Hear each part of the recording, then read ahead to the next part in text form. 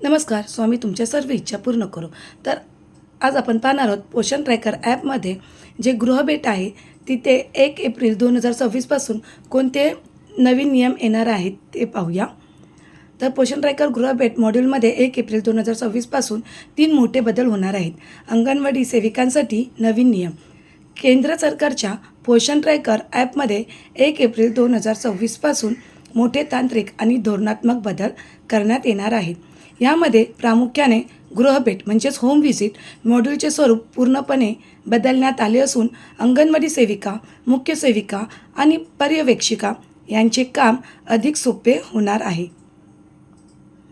यापूर्वी गृहभेट शेड्यूलरमध्ये केवळ गरोदर महिला, स्तनदा माता आणि 0 ते 2 वर्ष वयोगटातील मुलांचा समावेश होता.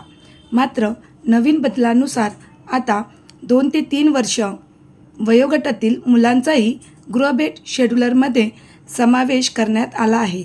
यामुळे अंगणवाडी सेविकांच्या भेटीची व्याप्ती वाढणार आहे. नवीन विषय आणि प्रश्नावली. गृहभेटीदरम्यान आता केवळ भेट देऊन चालणार नाही, तर ॲपमध्ये विशिष्ट प्रश्नांची उत्तरे द्यावी लागतील. हे प्रश्न प्रामुख्याने 2 महत्त्वाच्या विषयांवर आधारित असतील. यामध्ये पहिला आहे पोषण यामध्ये ANC म्हणजेच प्रसूतीपूर्व तपासणी, स्तनपानाचे महत्त्व आणि 6 महिन्यानंतरचा पूरक आहार यावर भर दिला जाईल. आता दुसरा आहे बालविकास म्हणजेच यामध्ये मुलांचे लसीकरण आणि बालपणीचे प्राथमिक शिक्षण या संदर्भात पालकांना मार्गदर्शन करावे लागेल. ॲपमध्ये आता एक सुव्यवस्थित आराखडा म्हणजेच फ्रेमवर्क देण्यात आला आहे.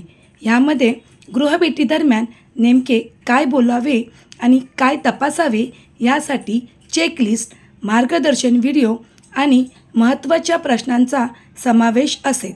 यामुळे कामात पारदर्शकता आणि सुसूत्रता येईल.